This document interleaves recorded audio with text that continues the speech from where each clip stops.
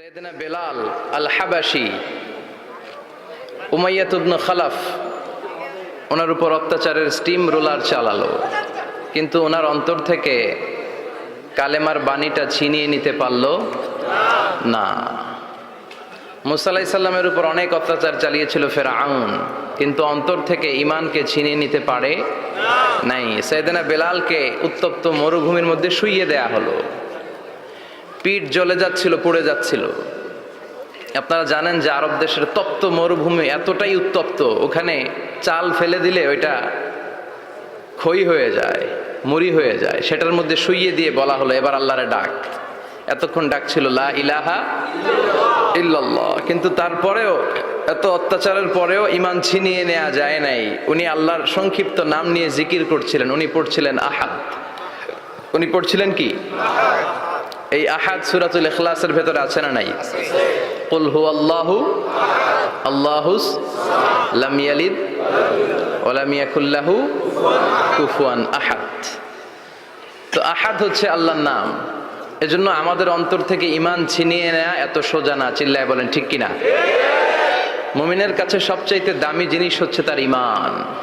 ঈমান যদি চলে যায় সে সব হারালো, তার কিচ্ছু নাই।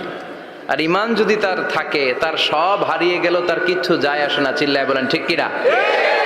এজন্য আমরা সব সময় কামনা করি যে আল্লাহ তাআলা আমাদেরকে ঈমানের সাথে রাখুক। আমরা পড়ি আমিন। এজন্য সব সময় শুকরিয়া করতে হবে একজনের, যিনি আমাদেরকে ঈমানের উপর থাকার তৌফিক এনায়েত করেছেন। তিনি কে? আল্লাহর শুকরিয়া কি কম কম না বেশি বেশি? বিশ্বনবী সাল্লাল্লাহু আলাইহি ওয়াসাল্লাম মসজিদে নববীতে সালাতের ইমামতি করছেন। আল্লাহু আকবার বলে নামাজ শুরু করলেন। রুকুতে গেলেন, রুকু থেকে দাঁড়িয়ে পড়লেন সামি আল্লাহু লিমান হামিদা। ফিসফিস আওয়াজে পেছনে থাকা সাহাবারা পড়লেন রব্বানা ওয়ালাকাল হামদ। এক সাহাবী অতিরিক্ত বাড়িয়ে পড়লেন হামদান কাসীরান তাইয়িবান মুবারাকান ফীহি।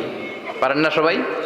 পড়েন হামদান কাসীরান তাইয়িবান মুবারাকান ফী। আবার আওয়াজ করে পড়েন হামদান কাসীরান তাইয়িবান মুবারাকান ফীহি। বিশ্বনবী সালাত শেষ করলেন, সালাম ফিরালেন, মুসল্লিদের দিকে মুখ ফিরিয়ে বললেন সামি আল্লাহু লিমান হামিদা বলে যখন আমি দাঁড়িয়েছি, তোমরা ফিসফিস করে পড়েছ রব্বানা ওয়ালাকাল হামদ। কে যেন পড়েছ হামদান কাসীরান তাইয়িবান মুবারাকান ফী? কে পড়েছ? আমি তো এটা কখনো শিখাই নাই। কোত্থেকে পেলে? কেন পড়েছ? দাঁড়াও।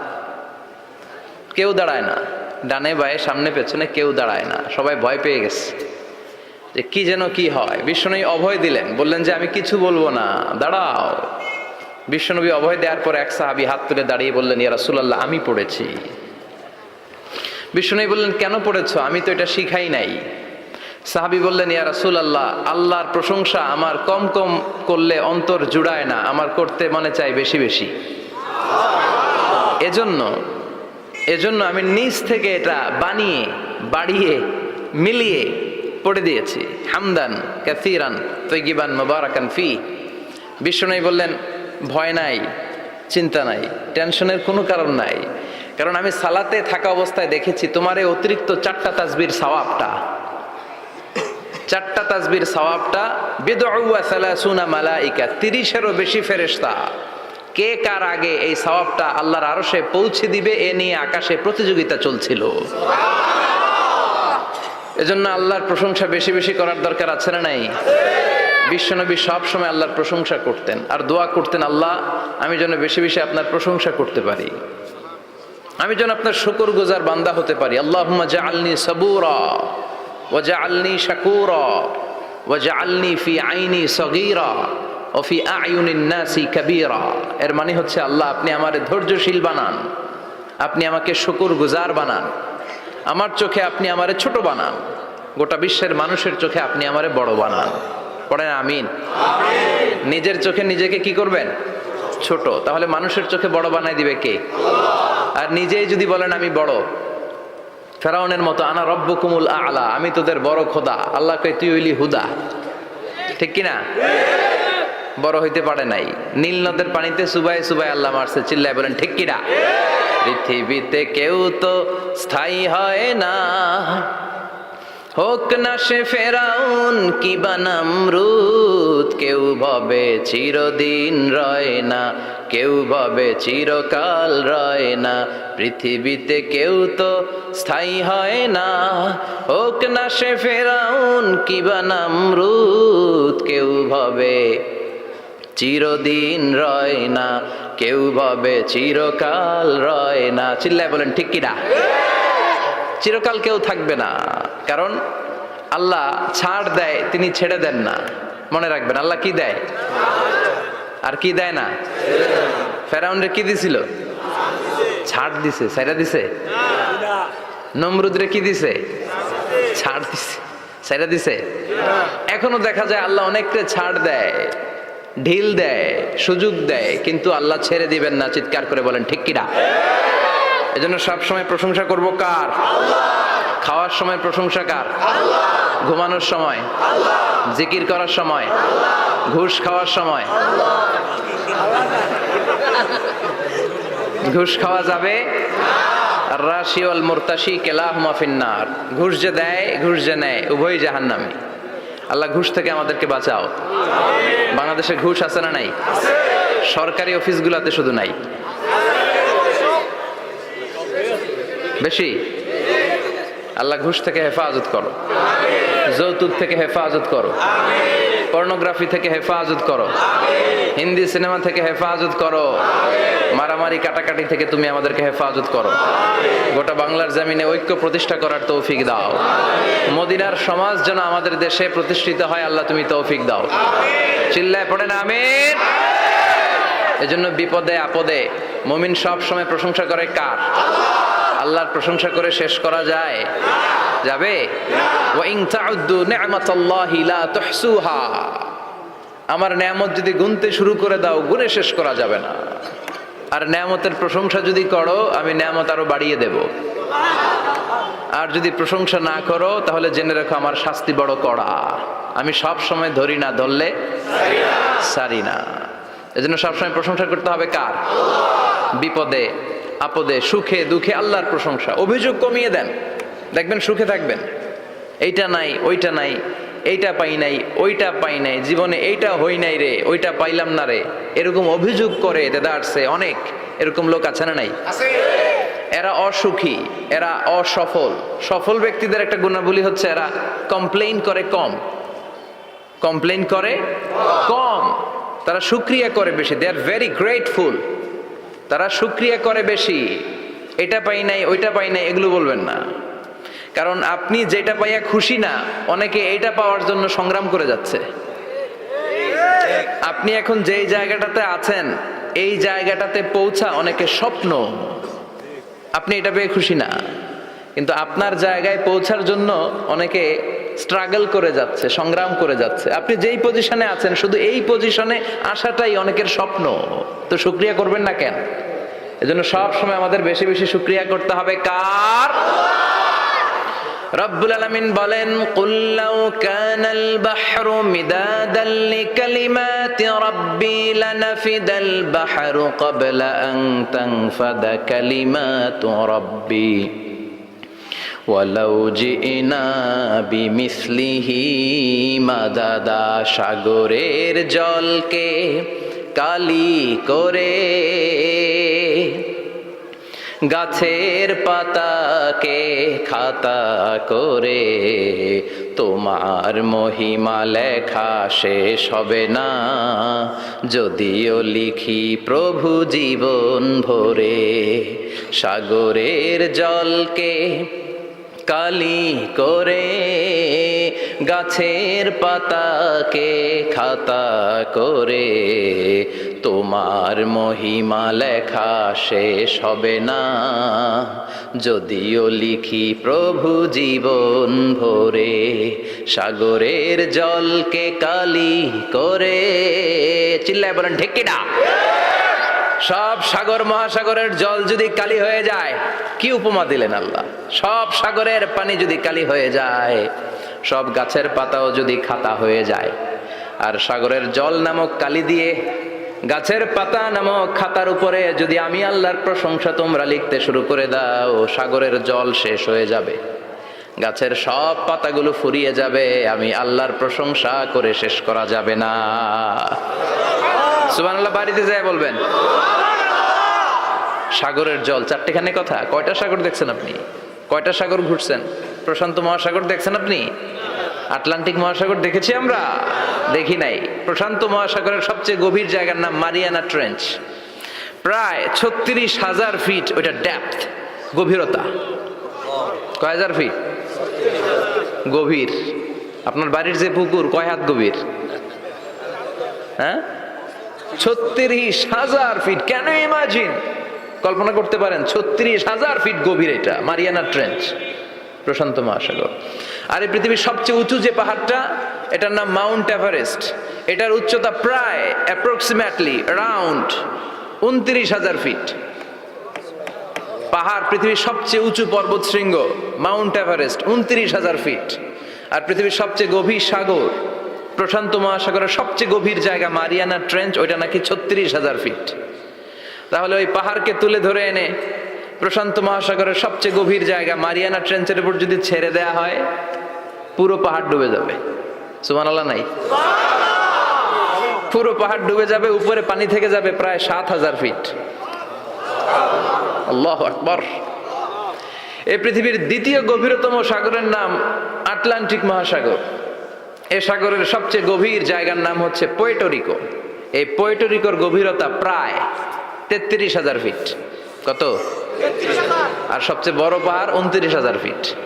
তো এই সাগরেও যদি বড় পাহাড়টা, পৃথিবীর সবচেয়ে উঁচুতম পর্বত শৃঙ্গকে এনে ছেড়ে দেয়া হয়, পুরো পাহাড় পানিতে তলিয়ে তো যাবেই, এর উপরে আরো পানি থেকে যাবে 4,000 ফিট। সাগর, মহাসাগর, পানি বেশি না কম? জোরে বলেন। কি বিশাল আটলান্টিক মহাসাগর! লম্বায় তো অনেক বড়, আড়াআড়ি ভাবে এটারে ক্রস করে অনেক প্লেন, অনেক বিমান। আগে কনকর্ড ক্রস করতো হিথ্রো এয়ারপোর্ট থেকে জন এফ কেনেডি এয়ারপোর্টে ল্যান্ড করার জন্য। ঘন্টায় 1000 মাইল বেগে ছুটতো এই প্লেনগুলো। তারপরেও আড়াআড়ি ভাবে, লম্বায় না, আড়াআড়ি ভাবে আটলান্টিক মহাসাগরকে ক্রস করতে 3-4 ঘন্টা লেগে যেত। প্লেন যদি ঘন্টায় চলে 1000 মাইল বেগে, আর আটলান্টিক মহাসাগরের পাশ যেটা প্রশস্ত, এটা ক্রস করতে যদি 3 ঘন্টা লাগে, তাহলে পাশে কয় হাজার কিলোমিটার? 3,000 কিলোমিটার। সুবহানাল্লাহ কইবেন না? এত বিশাল বিশাল সাগর। সাগর কি, মহাসাগর কি এই দুইটা, যে প্রশান্ত আর আটলান্টিক? না, ভারত মহাসাগর, উত্তর মহাসাগর, দক্ষিণ মহাসাগর, বঙ্গোপসাগর, কৃষ্ণ সাগর, ভূমধ্য সাগর, লোহিত সাগর, চায়না সাগর, শত শত সাগরে ভরপুর মহাবিশ্ব। এই সব সাগরের পানি যদি কালি হয়ে যায়, কি হয়ে যায়? আর পৃথিবীতে যত গাছ আছে সব গাছের পাতা যদি খাতা হয়ে যায়, এই সব গাছের পাতা যদি এরকম খাতা হয়ে যায়, আর এই সাগরের জল নামক কালি দিয়ে যদি এই খাতায় আল্লাহর জিকির লিখতে শুরু করেন, প্রশংসা লিখতে শুরু করেন, গাছের পাতাও শেষ, সাগরের পানিও শেষ, শেষ হবে না আল্লাহর জিকির আর প্রশংসা করা। আল্লাহু আকবার। এজন্য সব সময় প্রশংসা করতে হবে একজন সত্তার। তিনি কে? সে আল্লাহ বললেন, হুয়াল আউয়ালু ওয়াল আখিরু ওয়াল যাহিরু ওয়াল বাতিন ওয়া হুয়া বিকুল্লি শাইইন আলিম। আল্লাহ বললেন, আমার প্রশংসা করবি না কেন? আমি সবার প্রথমে, আমি সবার শেষে, আমি প্রকাশ্যে, আমি গোপনে। কার কথা? প্রথমে কে? জোরে বলেন। প্রথমে আল্লাহ আল্লাহ, শেষেও আল্লাহ আল্লাহ, আকাশে আল্লাহ আল্লাহ, জমিনে আল্লাহ আল্লাহ। পড়েন পড়েন। প্রথমে আল্লাহ আল্লাহ, শেষেও আল্লাহ আল্লাহ, আকাশে আল্লাহ আল্লাহ, জমিনে আল্লাহ আল্লাহ। আবার পড়েন। প্রথমে, শেষেও, আকাশে আল্লাহ আল্লাহ, জমিনে আল্লাহ আল্লাহ। নিখিল জাহান গাই গুণগান, তার নামে গাই আমরাও গাহি তাআলা, হামদে বারি তাআলা, হামদে বারি তাআলা, হামদে বারি তাআলা। পড়েন আল্লাহু আকবার। তিনিই প্রথম, তিনিই শেষ, তিনিই প্রকাশ্য, তিনিই গোপন। এজন্য প্রশংসা চলবে একজনের। চিল্লায় বলেন কে? মিথ্যা বলতে পারে না, ইফটিজিং করতে পারে না, পরকিয়া করতে পারে না, মতের বিরুদ্ধে গেলে তারে রামদা দিয়ে কোপাইতে পারে না। চিল্লা এখন ঠিক কিনা? এটাই হচ্ছে ইসলাম। আখিরাতের স্মরণ, যিকরাদ্দার, চলে যেতে হবে। ছোট্ট আছি, বড় হব। এই যে দাড়ি পাকা মুরব্বীরা যারা আছেন, ওনার মায়ের পেট থেকে তো এরকম সাদা দাড়ি নিয়ে বেরিয়েছিল না? ছোট্ট বাচ্চা হয়ে এসেছিল, ওনারা ওয়া ওয়া করে কেঁদেছে। শৈশব, কৈশোর, যৌবন, প্রৌঢ়ত্ব, বার্ধক্য, বয়সের ভার, চুল আর দাড়ির শুভ্রতা। আগে ছিল সিঙ্গেল, হয়েছে ডবল, এরপরে হয়েছে মেয়ের বাপ, এরপরে শ্বশুর, এরপরে নানা। This is the circle of life. এটাই সার্কেল, রাউন্ড, এভাবে ঘুরে আবার চলে যেতে হবে। এই চিন্তাটা যদি মাথায় থাকে, ওই লোক টেন্ডারবাজি করতে পারে? চাঁদাবাজি, ইফটিজিং, মিথ্যা বলতে পারে? যৌতুক খেতে পারে? এজন্য সব সময় give yourself the reminder of আখিরাহ। আখিরাতের রিমাইন্ডার নিজেরই নিজে দেন। অন্যায় হয়ে গেলে, ভুল হয়ে গেলে রিমাইন্ডার দেন যে থাকতে আসি নাই, চলে যাব। কেউ থাকতে পারে নাই, নবীরাও পারে নাই। যেই মালাকুল মাউত রুহু কবজ করে, ওই ফেরেশতা থাকতে পারছে? চলে গেছে। আমাদেরকে চলে যেতে হবে। কোরআন দিয়ে সমাজ চলুক আমরা চাই না? কোরআনের ভেতরে সব সমস্যার সমাধান দিয়েছে কে? আল্লাহ। সমাধান চাও যদি জীবনে মরণে, ফিরে যাও খুঁজে নাও, চোখ রাখো কোরআনে। পড়েন সবাই, সমাধান ফিরে যাও খুঁজে নাও, চোখ রাখো কোরআনে। If you want the solution this দুনিয়া এন্ড আখিরা, go back, have a look to the holy কোরআনে। ঠিক কি না? Go back, sit down and have a look to the Quran. বসো, ঠান্ডা মাথায় দেখো কোরআনে কি বলেছে আল্লাহ। Problem solving methodology. আলোকিত, এই যে আমরা কোরআনের উপর আলোকপাত করি না, এটা এনলাইটেন করে, আলো বিচ্ছুরিত করে, আপনার জীবনকে উজালা করবে। এজন্য কোরআনের সাথে সম্পর্ক বাড়াতে হবে, শুদ্ধভাবে পড়তে জানতে হবে, অর্থ জানতে হবে। আল্লাহ কি বলেছেন জানতে মনে চায় না? তো এটা হচ্ছে বিশ্বনবীর মাক্কি ইনিংসের একটা সূরা। মাক্কি ইনিংসের বৈশিষ্ট্য হচ্ছে বিশ্বনবী তাওহীদের দাওয়াত দিয়েছেন, রিসালাতের দাওয়াত দিয়েছেন, আখিরাতের কথা বলেছেন, একটু নরম নরম কথা বলেছেন। কারণ চারদিকে খালি মাইর, চারদিকে কি কোরআনের কথা বললে মাইর আছে না? মার খেতে হয়, বকা শুনতে হয়, ঝুঁকি নিয়ে কথা বলতে হয়। চিল্লা এখন ঠিক কিনা? বিশ্বনবীরে বলা হলো এগুলো ছেড়ে দেন, এগুলো ছেড়ে দেন। সুন্দরী নারী দেব, টাকার পাহাড় দেব, ক্ষমতার চেয়ারে বসিয়ে দেব, সব দিব। এই হচ্ছে আমাদের 3 দফা। নারী দেব, সম্পদ দিব, ক্ষমতা দিব। বিশ্বনবী বললেন আমার খালি 1 দফা। আমার কয় দফা? 1 দফা। লা ওয়াদাউ আশ-শামসা ফি ইয়ামিনি, সূর্য যদি ডান হাতেও দাও, ওয়াল কামারা ফি ইয়াসারি, চন্দ্র যদি বাঁ হাতেও দাও, এই কালেমার দাওয়াত থেকে 1 হাতও আমারে পিছনে নেওয়া যাবে না। চিল্লা এখন ঠিক কি না? মুমিন কখনো ভয় পায় না, মুমিন কখনো পিছু হটে না, মুমিন স্ট্র্যাটেজি চেঞ্জ করে, মুমিন কৌশলী হয়। এই রাস্তা দিয়ে যাওয়া যায় না, বৈশা বৈশা কেঁদে লাভ নাই, রাস্তা আরেকটা খুঁজতে হবে, আরেকটা রাস্তা বানায় নিতে হবে। এটাই হচ্ছে মুমিনের বৈশিষ্ট্য। আল্লাহ তুমি বোঝার তৌফিক দাও। তো বিশ্বনবীর মাক্কি ইনিংসের খেলার সিস্টেম ছিল ঠ্যাক দিয়ে খেলতেন। ক্রিকেটে কি বলে যে উইকেট বাঁচায় খেলতে হবে, তোমার উইকেট যাতে পড়ে না যায়। তো ঠেকায় ঠেকায় খেলে। তো বিশ্বনবী ঠেকায় ঠেকায় খেলছেন, আর 4 ছক্কা মারছে সব মাদানি ইনিংসে। He was a very good reformer of the society. As a father, as a husband, as a reformer of the society, as a lawgiver, as a lawmaker, as a commander, and as a messenger, Muhammad is the Superman of the world. স্বামী হিসেবে, বাবা হিসেবে, নেতা হিসেবে, নবী হিসেবে, সমাজ সংস্কারক হিসেবে, আইন প্রণেতা হিসেবে মুহাম্মদ হচ্ছেন এই পৃথিবীর জন্য সুপারম্যান। তার কোনো তুলনা হয় না, বিশ্বনবীর কোনো তুলনা হয় বিয়ন্ডলেস, বাউন্ডলেস, বটমলেস। তার নিয়ে কথা বলতে গেলে সময় ফুরায় যাবে, মাইকের ব্যাটারি শেষ হয়ে যাবে, মাগার কথা শেষ হবে না। এজন্য ওনার জীবনের ক্ষেত্রে বলা হয় বিয়ন্ডলেস, বাউন্ডলেস, বটমলেস। অসাধারণ ব্যক্তিত্ব, সুপার ক্যালিফ্রাজিলিস্টিক এক্সপিয়ালিডোসাস, অসাধারণ, যার কোনো তুলনা হয় না, এক্সেলেন্ট, আনপ্যারালাল। মাদানী জীবনে উনি সশস্ত্র সংগ্রাম করলেন, সংস্কার করলেন সমাজটাকে, সেনাবাহিনী বানালেন, তখন আর নরম নরম ভাবে খেলে নাই, গরম ভাবে খেলেছে। এটা হচ্ছে ইমানের দাবি। মুমিনরা কৌশলী হয়, যখন যে পরিস্থিতি, ওই পরিস্থিতির সাথে তাদের স্ট্র্যাটেজি তারা পাল্টায়। তো বিশ্বনবীর মাদানী ইনিংসে এই সূরা নাজিল হয়নি, হয়েছে মাক্কি ইনিংসে, মাক্কি সূরা। এই সূরার অনেক ফজিলত, ছোটবেলা থেকেই সূরা ইয়াসিনের অনেক ফজিলতের কথা আমরা শুনেছি না? বিশ্বনবী বলেছেন ইন্না লিকুল্লি শাইইন কলবান ওয়া কলবুল কোরআনি সূরাতু ইয়াসিন। সব জিনিসের একটা কলব আছে, হৃদয় আছে, অন্তর আছে, আর কোরআনের কলবের নাম হচ্ছে সূরা ইয়াসিন।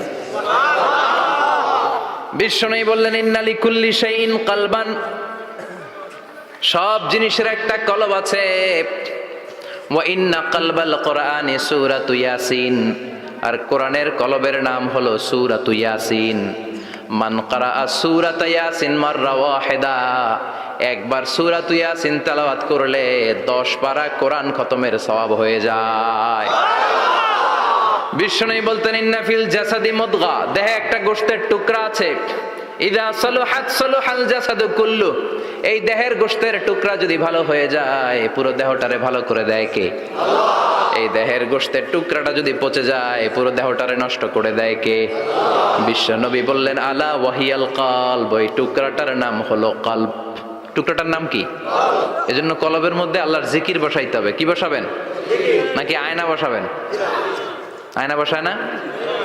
আয়না বসাইয়া দে মোর দয়াল বাবা, কেবলা কাবা, সব মুখস্থ।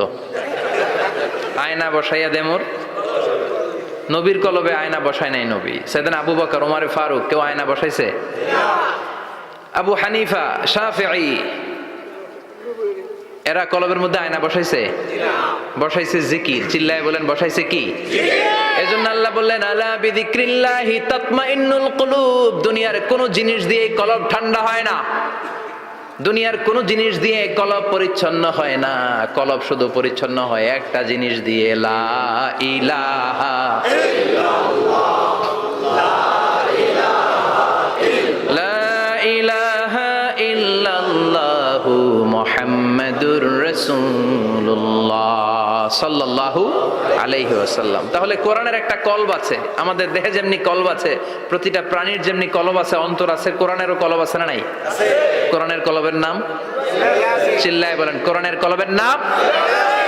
আবার বিশ্বনবী বলতেন ইকরাউ আলা মাউতাকুম সূরাত ইয়াসিন, তোমাদের মুমূর্ষু ব্যক্তিদের সামনে বসে সূরাতু ইয়াসিন তেলাওয়াত করো। রূহ চলে যাবে, মৃত্যুর একেবারে দ্বার প্রান্তে দাঁড়িয়ে এই মুহূর্তে তার পাশে বসে পড়তে আরম্ভ করেন ইয়াসিন ওয়াল কুরআনিল হাকীম ইন্নাকা লামিনাল মুরসালিনা আলা সিরাতিম মুস্তাকিম। ওই ব্যক্তির ঈমানের মৃত্যু দান করে দিবে কে? আল্লাহ। মৃত্যুর কষ্ট হালকা করে দিবে কে? আল্লাহ। আবার বিশ্বনবী বলতেন রাত্রিবেলা যে ব্যক্তি একবার সূরাতু ইয়াসিন তেলাওয়াত করে ঘুমাতে যায়, সকালবেলা নিষ্পাপ অবস্থায় তারে ঘুম থেকে জাগাবে কে? আল্লাহ। তাহলে এই সূরার মর্যাদা কম কম না বেশি বেশি? কলবুল কোরআন, এটা কোরআনের কলব, একবার পড়লে 10 পারার সওয়াব। আবার মুমূর্ষু ব্যক্তির সামনে বসে সূরা ইয়াসিন তেলাওয়াত করতে বলা হয়েছে, তাহলে মৃত্যুর কষ্টরে হালকা করে দেয় কে? আল্লাহ। আবার রাত্রিবেলা সূরা ইয়াসিন তেলাওয়াত করলে সকালবেলায় নিষ্পাপ বানায় দেয় কে? আল্লাহ। মনে থাকবে? কোরআনের কলবের নাম কি? ভুলে যাবেন না তো? বেশি বেশি তেলাওয়াত করতে রাজি আছেন? সকাল সন্ধ্যা তেলাওয়াত করবেন তো? সূরা ইয়াসিন ছাড়াও এই সূরার অনেকগুলো নাম তাফসীর গ্রন্থে পাওয়া যায়। এই সূরার একটা নাম হচ্ছে সূরাতুল কাদিয়া, সূরাতুল কাদিয়া, তাকদি হাজাতা কারিইহা। যে এই সূরা তেলাওয়াত করে ওই তেলাওয়াতকারীর যে হাজত আছে, প্রয়োজন আছে, এই সূরার বরকতে আল্লাহ তার প্রয়োজন পূরণ করে দেয়। আমাদের জীবনে প্রয়োজন আছে না নাই? কার কাছে চাইবো? বিপদে পড়লে কারে বলবো? আমরা বিপদে পড়লে প্রথমে শেয়ার দেই ফেসবুকে। কোথায় শেয়ার? আগে শেয়ার দিব কার কাছে? মনে থাকবে? বিপদে পড়লে ফেসবুকে শেয়ার দিব না, বন্ধুরে শেয়ার করব না, বউয়ের কাছেও পরে শেয়ার করব, আগে শেয়ার করব কার কাছে? মনে থাকবে? এজন্য বিশ্বনবী বলতেন এই সূরার নাম সূরাতুল কাদিয়া, মানুষের হাজত পূরণ করে দেয়। এই সূরা তেলাওয়াত করে যদি আপনি আল্লাহর কাছে কোনো বিপদ থেকে পানা চান, অথবা কোনো প্রয়োজন নিয়ে দোয়া করেন, সূরার বরকতে প্রয়োজনটা পূর্ণ করে দেয় কে? কেউ যেটা পারে না পারে কে? কেউ যেটা দেয় না দেয় কে? কেউ যেটা শোনে না শোনে কে? তাহলে পেলাম সূরাতুল কাদিয়া। আরেকটা নাম আছে সূরার, সেটা হচ্ছে সূরাতুল আযীমা, সুমহান সূরা। কি সূরা? সুমহান, আযীমা। এই আযীম আর আযীমা এই শব্দ দুইটা অনেক দামি, আল্লাহ যে কোনো জায়গায় ব্যবহার করেন নাই। বিশ্বনবীর চরিত্রের উপমা দিতে যে আল্লাহ আযীম শব্দ বলেছেন, তাই না? রব্বুল আলামিন বলেন, ওয়া ইন্নাকা লাআলা খুলুকিন আযীম। ও নবী, সাধারণ কোন চরিত্র আপনারে আমি দেই নাই, আপনারে আমি দিয়েছি আযীম একটা চরিত্র, খুলুকুন আযীম। And verily indeed you are on a very good standard of character. অসাধারণ চরিত্র দিয়েছি। বিশ্বনবীর চরিত্র বুঝাতে যে আল্লাহ কি শব্দ ব্যবহার করেছেন? কথা বলে না, তাফসীর শিখে যেতে হবে। কোন শব্দ ব্যবহার করেছেন? আযীম। আবার আল্লাহ নিজের পরিচয় দিতে যে আযীম বলেছেন, ওয়ালা ইয়াউদুহু হিফযুহুমা ওয়া হুয়াল আলিয়্যুল আযীম। সুবহানাল্লাহ। আকাশ জমিনের নিয়ন্ত্রণ করতে যে আল্লাহ কখনো ক্লান্ত হয় নাকি? কারণ তিনি হচ্ছেন আল আলিয়্যুল আযীম। আল্লাহু আকবার। তার মানে নবীর চরিত্রের ক্ষেত্রে আযীম, আল্লাহর নিজের সত্তার ক্ষেত্রে আল্লাহ বললেন আযীম। আবার বললেন কিয়ামতের দিন গোটা পৃথিবীটারে আমি নাড়িয়ে দেব, গোটা পৃথিবীতে একটা আমি ভূমিকম্প দিব। এই কথাও কোরআনে আছে না নাই? ইযা জুলজিলাতিল আরদু জিলজালাহা আল কারিয়াতু মাল কারিয়া। পুরো পৃথিবী কাঁপিয়ে দিব। এই কাঁপাকাঁপিটা ওই দিনের ভূমিকম্পটা কি অন্যান্য সময়ের ভূমিকম্পের মতো হবে? এই ভূমিকম্পকে আল্লাহ বলেছেন আযীম। ইন্না জালজালাতাস সাআতি লা শাইউন আযীম। সেদিনের ভূমিকম্প সাধারণ কোনো আর্থকোয়েক নয়, সাধারণ ভাইব্রেশন না, এটা আযীম। আবার আল্লাহ কোরআনকেও আযীম বলেছেন, ওয়ালাকাদ আতাইনাকা সাবআম মিনাল মাসানি ওয়াল কুরআনাল আযীম। ও নবী, আমি আপনার নিত্য পাঠনীয় সপ্তবাক্য সূরাতুল ফাতিহা দিয়েছি, সাথে সাথে কোরআনে আযীম দান করেছি। সুবহানাল্লাহ। তার মানে কোরআনের ক্ষেত্রে আযীম, কিয়ামতের ভূমিকম্প এটা আযীম, আল্লাহ নিজেও আযীম, বিশ্বনবীর চরিত্র আযীম। আবার এই সূরাটাও যেহেতু দামি, এজন্য এই সূরার নাম সূরাতুল আযীমা, সূরাতুল সুমহান সূরা। এটা যেন তেন সূরা নয়, এটা তো কোরআনের কলব। কলব ছাড়া মানুষ বাঁচে? হার্ট ফাউন্ডেশনে যেয়ে দেখবেন মানুষের কি অবস্থা। হৃদরোগ, হৃদয় যার নষ্ট, তার যে কত কষ্ট। এই যে কি পরানো লাগে এখন, রিং পরায়, এনজিওগ্রাম, এনজিওপ্লাস্টি করে আর্টারি ব্লক করে ফেলে। চর্বি, এত চর্বি আমরা খাই, এত গরুর গোশত আমরা খাই। মনে রাখবেন, যেই প্রাণীর পা বেশি ওইটার ভিতরে কোলেস্টেরল বেশি। মাছের কয় পা? হ্যাঁ, নাই, এখানে নাই, মাছের পাটা নাই, কোলেস্টেরল নাই। মুরগির কয় পা? জোরে বলতে হবে। তার মানে কিছু কোলেস্টেরল আছে না নাই? গরুর কয় পা? কোলেস্টেরল বেশি না কম? এইবার কোন চিংড়ির কয় পা? সবচেয়ে বেশি কোলেস্টেরল কন্টেইন করে শ্রিম্প, প্রন, চিংড়ি। এজন্য এগুলো কম খাইতে হবে। তবে 40-এর আগে যারা আছেন ধুমায়া খান, 40-এর পরে এই যে মাটন, ল্যাম্প, ছাগলের গোশ, খাসির গোশ, চিংড়ি, এগুলো আপনার ডায়েট থেকে বাদ দিয়ে দিতে হবে। বুঝতে পেরেছেন? এজন্য এই সূরাটা যেন তেন সূরা নয়, এটা তো কোরআনের কলিজা, হার্ট, হৃদয়। এজন্য সূরাটা সূরাতুল আযীমা। সুবহানাল্লাহ পড়েন। তার মানে 1 নম্বরে পেলাম সূরাতুল কাদিয়া, 2 নম্বরে পেলাম সূরাতুল আযীমা, 3 নম্বরে এই সূরার আরেক নাম হলো সূরাতুল মুইম্মা। সূরাতুল মুইম্মা। মুইম্মার 2 অর্থ। এক অর্থ হচ্ছে এটার বরকতটা আম, সবার জন্য, যেই পড়ে সেই বরকত পায়, এজন্য মুইম্মা। আবার মুইম্মার আরেক অর্থ হচ্ছে যেই সূরা শত্রুকে অন্ধ করে দেয়। কি করে দেয়? এই সূরার প্রথম 9টা আয়াত যদি বিপদে পড়ে, শত্রুর কবলে পড়ে আপনি তেলাওয়াত করেন, শত্রুর চোখটারে অন্ধ করে দিবে কে? আল্লাহ। বিশ্বনবী মক্কা থেকে যখন মদিনায় যায়, হিজরতের সময় বিশ্বনবী সূরাতুল ইয়াসিনের প্রথম 9টা আয়াত তেলাওয়াত করলেন। তেলাওয়াত করে আল্লাহর নাম নিয়ে ঘর থেকে বের হলেন। আশেপাশে কাফেররা ঘুরে কিন্তু বিশ্বনবীরে দেখে না, সবাই খেলে এরকম এরকম করে, ডানে বায়ে হাতায়, বিশ্বনবীর সামনে দিয়ে যায়, কিন্তু কাফেরদের চোখ অন্ধ করে দিয়েছে কে? এজন্য কোরআন তেলাওয়াত করলে কাফেরদের চোখকে অন্ধ বানায় দেয় কে? এজন্য সূরার একটা নাম হচ্ছে সূরাতুল মুইম্মা। কি নাম? অন্ধ করে দেয়। তাফসিরে কুরতুবির মুসান্নিফ ইমাম আল কুরতুবি, উনাকে জালিম বাদশা বন্দী করেছিল। ওনার তাফসিরে এসেছে উনি শক্তিশালী লোক ছিলেন, জেলখানা ভেঙে বাঁচার জন্য দিছে দৌড়। উনারেও ধরার জন্য জালিম বাদশার সৈনিকেরা ঘোড়া নিয়ে রওনা হয়েছে। উনিও দৌড়ায়, ঘোড়াও পেছন থেকে আসে। ওমিয়া মানুষ কি ঘোড়ার দৌড়ের সাথে পারে? উনি হাঁটতে হাঁটতে হয়রান হয়ে এক বালুর ময়দানে যে ধপাস করে পড়েছেন। ওরাও ঘোড়া দিয়ে এসে নেমেছে, কিন্তু আজীব তামাশা, উনি বালুতে ধপাস করে পড়েই সূরা ইয়াসিনের প্রথম 9 আয়াত তেলাওয়াত করতে শুরু করেছেন। ওরা নিচে নেমে ডানে বায়ে সামনে পিছনে খালি খুঁজে, কিন্তু দেখে না, সামনে কিন্তু বসা। ওদের চোখটা অন্ধ করে দিছে কে? বিশ্বাস হয়? ঈমান হয়? এজন্য বিপদে পড়লে সূরা ইয়াসিনের প্রথম 9 আয়াত পড়তে রাজি আছেন? আল্লাহ তুমি তৌফিক দাও। আরো জোরে পড়েন আমিন। এজন্য আল্লাহ চমৎকার ভাবে এই সূরাটা শুরু করে দিলেন। 2টা কাটা অক্ষর দিয়ে আল্লাহ বললেন ইয়াসিন ওয়াল কুরআনিল হাকীম ইন্নাকা লামিনাল মুরসালিন আলা সিরাতিম মুস্তাকিম। পড়েন সুবহানাল্লাহ। ইয়াসিন সূরাটা শুরু করলেন কি দিয়ে? এটা কি কোনো বাক্য? এটা কি কোনো শব্দ? এটা কি অক্ষর? 2টা। প্রথম অক্ষরের নাম, দ্বিতীয়টা আওয়াজ করে বলেন, প্রথম অক্ষরটার নাম, দ্বিতীয়টা। খুব চমৎকার না? বাক্য দিয়ে এই সূরাটা শুরু করে নাই। যেমন ইদা জুলজিলাতিল আরদু জিলজালাহা, এই সূরার প্রথম আয়াত, এটা একটা বাক্য না? আচ্ছা। ওয়াদ-দুহা ওয়াল-লাইলি ইযা সাজা, বাক্য না? কিন্তু ইয়াসিন এটা কি কোনো বাক্য? এটা কি কোনো শব্দ? না, এটা কাটা 2টা অক্ষর। সুবহানাল্লাহ পড়েন। আল্লাহ 114টা সূরার প্রায় 29টা সূরা এরকম কাটা কাটা অক্ষর দিয়ে শুরু করেছেন। সুবহানাল্লাহ নাই? এই 29টা সূরা কখনো আল্লাহ একটা অক্ষর দিয়ে শুরু করেছেন, কখনো 2টা অক্ষর দিয়ে, কখনো 3টা দিয়ে, কখনো 4টা দিয়ে, কখনো 5টা দিয়ে।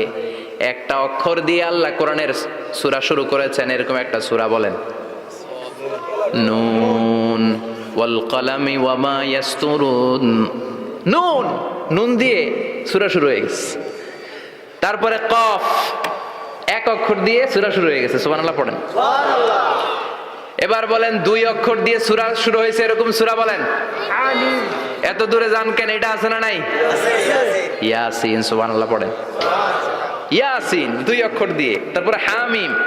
এবার 3 অক্ষর দিয়ে আল্লাহ সূরা শুরু করছেন এরকম, আলিফ লাম মিম তাসিন মিম। আল্লাহু আকবার। আবার 4টা অক্ষর দিয়ে সূরা শুরু হয়েছে এরকম আছে না নাই? হাফেজ সাহেব কোন? আলিফ লাম মিম র, আলিফ লাম মিম সদ আছে না নাই? আবার 5টা কাটা অক্ষর দিয়ে সূরা শুরু হয়েছে এরকম সূরাও আছে না নাই? সূরা মারিয়ামের শুরুতে কি আছে?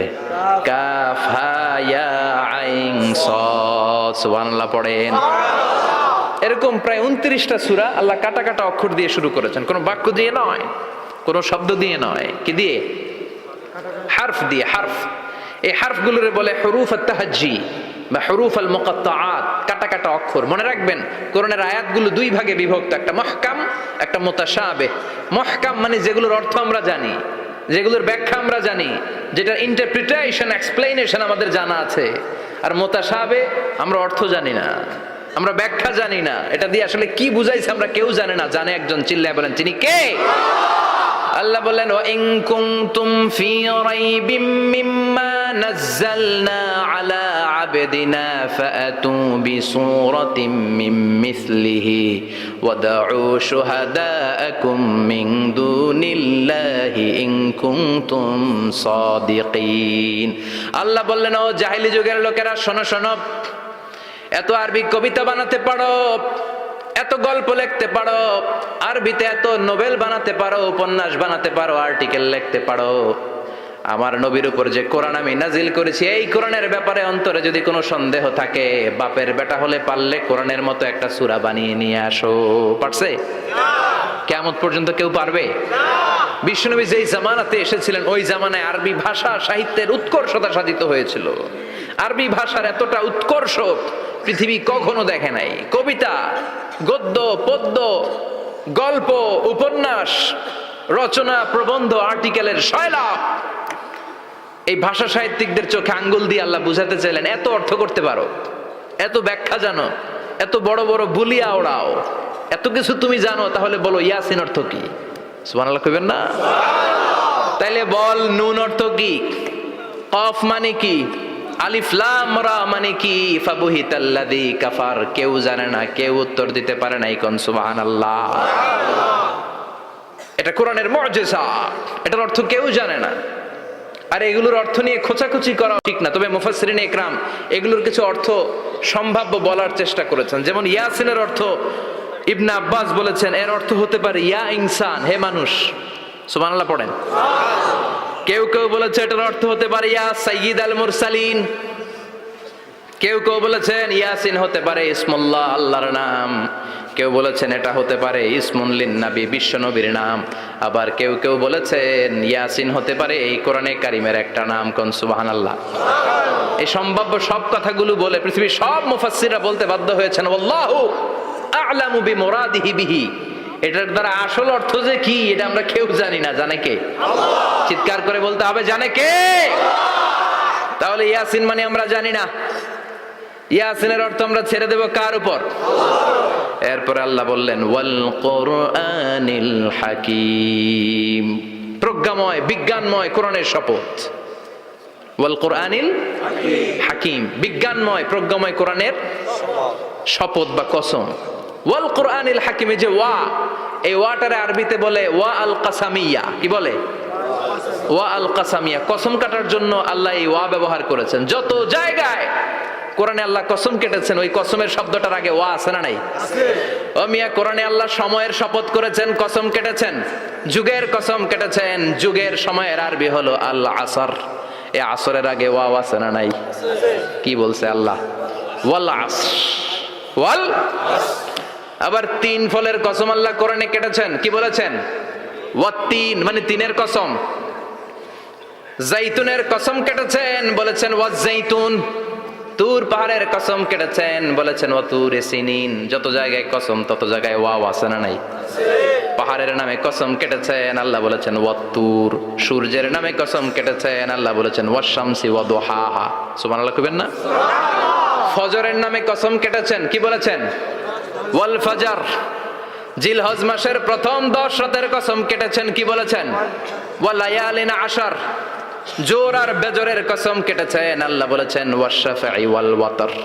সূরা ইয়াসিনে কাটা কাটা দুইটা অক্ষরের পরে রব্বুল আলামিন কোরআনের কসম কেটেছেন। এজন্য আল্লাহ বলেছেন ইয়াসিন ওয়াল কোরআনিল হাকীম। ইয়াসিন ওয়াল কোরআনিল হাকীম, প্রজ্ঞাময়, বিজ্ঞানময় কোরআনের শপথ। কোরআনের মধ্যে বিজ্ঞান আছে না নাই? বেশি না কম? বিশ্বাস হয় না? নাস্তিকদের কথা বিশ্বাস হয়? নাস্তিকরা বলে কোরআনের মধ্যে বিজ্ঞান নাই, কোরআনের মধ্যে সায়েন্স নাই, কোরআনের ভেতরে টেকনোলজি নাই। কিন্তু কোরআন বলে এমন কিছু নাই, মানুষের প্রয়োজনীয় এমন কিছু নাই যেটা আমার ভিতরে নাই। আল্লাহু আকবার। আল্লাহ বললেন মা ফাররাতনা ফিল কিতাবি মিন শাই, কিতাবের মধ্যে আমি কিছু বাদ রেখে দেই নাই। ইতিহাসের কথা বলেছি, পাতালপুরীর কথা বলেছি, ঊর্ধ্ব জগতের কথা বলেছি, মহাকাশের কথা বলেছি, cosmology, astrology, geology, zoology, botany, human anatomy, embryology, সব কিছুর কথা কোরআনের মধ্যে দিয়েছে কে? কোরআনের ভেতরে মানুষের কথা আছে না নাই? কোরআনের মধ্যে গাভীর কথা আছে না নাই? গাভীর কথাও আছে। কই আছে? হ্যাঁ, সূরাতুল গাভীর সূরা। সুবহানাল্লাহ কইবেন না? মানুষের কথা আছে সূরাতুল ইনসান, জিনদের কথা আছে সূরাতুল জিন, মাকড়সার কথা আছে সূরাতুল আনকাবুত, মৌমাছির কথা আছে সূরাতুন নাহাল। মৌমাছির কথা বলেছেন, দুধের কথা বলেছেন, প্রাণীর কথা বলেছেন, খাদ্যের কথা বলেছেন, মানুষের দেহ বৈশিষ্ট্যের কথাও বলেছেন। চিৎকার করে পড়েন আল্লাহু আকবার। আল্লাহ বললেন ওয়া আওহা রাব্বুকা ইলান নাহলি আনিত্তাখিযি মিনাল জিবালি বুয়ুতাও ওয়া মিনাশ শাজারি ওয়া মিম্মা ইয়ারিশুন। সুবহানাল্লাহ পড়েন। ওয়া আওহা রাব্বুকা ইলান নাহল, আল্লাহ মৌমাছির কাছে সিক্রেট মেসেজ পাঠিয়েছেন। সুবহানাল্লাহ পড়েন। ওহীকে আরবিতে বলে সিক্রেট মেসেজ। ওয়াল কুরআনিল হাকিম, বিজ্ঞানময় কোরআনের শপথ, প্রজ্ঞাময় কোরআনের শপথ। বিশ্বনবী বলেন লা তুহসা আজাইবুহু, কোরআনের আশ্চর্যান্বিতার কোনো শেষ নাই। ওয়ালা তাবলা গারাইবুহু, কোরআন কোনোদিন কারো কাছে পুরাতন মনে হয় না। ফিহি মাসাবিহুল হুদা, কোরআনের মধ্যে আছে হেদায়েতের মশাল। ওয়া মানারুল হিকমা, কোরআন হলো বিজ্ঞানের সুউচ্চ মিনার। লা তুহসা আজাইবুহু, কোরআনের আশ্চর্যান্বিতার শেষ নাই। যতই পড়বেন আপনি আশ্চর্য হয়ে যাবেন, যতই স্টাডি করবেন, যতই অধ্যয়ন করবেন, আপনার চোখকে খুলে দিবে কে? আল্লাহ। ওয়ালা তাবলা গারাইবুহু, কোরআন কখনো পুরাতন হয় না। পুরান হয় নাকি? যার বয়স 50 বছর ধরে নামাজি মানুষ, প্রতি নামাজের প্রত্যেক রাকাতে কোন সূরা পড়া লাগে? তো 50 বছর যদি কেউ নামাজি হয়, তাহলে কত লক্ষবার উনি সূরা ফাতিহা পড়ছে উনি নিজে জানে? তারপরেও কোনোদিন কি মনে হয়েছে সূরা ফাতিহাটা একটু পুরান পুরান লাগে? আজকে কুল হল্লা দিয়ে শুরু করুন, কথা বলেন। পুরান লাগছে কোনোদিন? এত পড়ছে এটা, আজকে আর এটা না, আজকে আর একটা, এরকম মনে হয়? ওয়ালা তাবলা গারাইবুহু, পুরান লাগে না। প্রতিদিন নতুন, প্রতিনিয়তই নতুন, অলওয়েজ নিউ, সব সময় নতুন। এজন্য বিশ্বনবী বললেন লা তুহসা আজাইবুহু, কোরআনের আশ্চর্যান্বিতার শেষ নাই। ওয়ালা তাবলা গারাইবুহু, কোরআন কখনো পুরাতন হয় না। ফিহি মাসাবিহুল হুদা, কোরআনের মধ্যে আছে হেদায়েতের মশাল। ওয়া মানারুল হিকমা, কোরআন হলো বিজ্ঞানের সুউচ্চ মিনার। সুবহানাল্লাহ। আল্লাহ বললেন ওয়া আওহা রাব্বুকা ইলান নাহাল, আমি মৌমাছির কাছে মেসেজ দিলাম, সিক্রেট মেসেজ। আনিত্তাখিযি মিনাল জিবালি বুয়ুতা, তোমরা পাহাড়ের মধ্যে তোমাদের বাড়ি বানাও, মৌচাক বানাও। অমিনা সাজার, গাছের মগ ডালে, বড় বড় ডালে তোমরা বাসা বানাও। ওয়া মিম্মা ইয়ারিশুন, উঁচু উঁচু জায়গায় মৌচাক বানাও, যাতে করে গ্রামের ছোট্ট ছেলেরা ঢিল মারতে না পারে। কোন সুবহানাল্লাহ। মৌমাছির আল্লাহ শিখাই দিছে। নিচু জায়গায় কোনোদিন মৌমাছির বাসা দেখবেন? নিচু জায়গায় সহজে নাগাল পাওয়া যায়, ধরা যায়। কথা কন। ডাল বেয়ে মগ ডালে ওঠা লাগে মধু খাইতে চাইলে। চিল্লায় বলেন ঠিক কিনা? আল্লাহ সিক্রেট মেসেজ দিলেন আর বললেন আনিত্তাখিযি। আলেম যারা আছেন বলেন তো, ইত্তাখিযি এটা কি মুজাক্কারের সিগা না মুয়ান্নাসের সিগা? কথা কইতে হবে। কেউ নাই এটার উত্তর দেওয়ার মতো? মুয়ান্নাস, মাশাআল্লাহ। এটা স্ত্রীবাচক শব্দ। আল্লাহ মৌমাছিকে যে মেসেজ করছে পুরুষ মৌমাছিরে কয় নাই, এটা নারী মৌমাছিরে কইছে। চিল্লা এখন সুবহানাল্লাহ। এখন গবেষণা করে দেখা গিয়েছে, কার্ল ভন ফ্রিচ একজন অস্ট্রিয়ান বিজ্ঞানী, উনি এটা নিয়ে গবেষণা করে 73 সালে 1973-তে নোবেল পেয়ে গেছে। এই আয়াতের উপর গবেষণা করে আল্লাহ কেমন করে সিক্রেট মেসেজ দিয়েছেন, কেমন করে মৌমাছি মৌচাকের বাসা বাঁধে, কেমন করে মধু আহরিত হয়, এটার উপর গবেষণা করে উনি একটা বই লিখেছেন, দ্য ডান্সিং বিজ। নেচে যাওয়া মৌমাছিগুলো, নাচতে নাচতে যেতে থাকা মৌমাছিগুলোর উপর একটা বই লিখে, দ্য ডান্সিং বিজ লিখে উনি নোবেল প্রাইজ পেয়েছেন এই মধুর উপরে। চিল্লায় পড়েন আল্লাহু আকবার। এখন কোরআনের আয়াত থেকে বোঝা গেল আনিত্তাখিযি মিনাল জিবালি বুয়ুতা, আল্লাহ নারী মৌমাছিকে বলেছেন মৌচাক বানাও, তোমাদের মধু রাখার জন্য বাসা বানাও। কার্ল ভন ফ্রিচ গবেষণা করে পেয়েছে মৌচাকের বাসা বানানো হয়, মধু আহরণ করা হয়। যেই মৌমাছিটা নেতৃত্ব দেয় এটা পুরুষ মৌমাছি নয়, এটা হলো মহিলা মৌমাছি। কোন সুবহানাল্লাহ। পুরো মৌচাকের মধ্যে মধু আহরণ, মধু নেওয়া, পুরো প্রসিডিউরটা সারার জন্য কোনো পুরুষ মৌমাছি লিডিং দেয় না, লিডিং দেয় একটা নারী মৌমাছি, স্ত্রী মৌমাছি।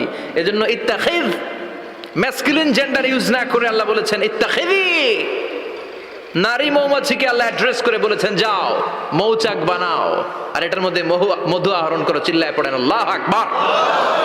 আল্লাহ বললেন ইত্তাখিযি মিনাল জিবালি বুয়ুতা, পাহাড়ের মধ্যে ঘর বানাও। মিনাস সাজার, গাছের বড় ডালের মধ্যে ঘর বানাও। ওয়া মিম্মা ইয়ারিশুন, উঁচু উঁচু জায়গায় ঘর বানাও।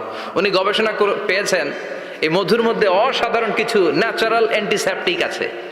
কি আছে? Natural antiseptic. এটার নাম হচ্ছে প্রপিলিস।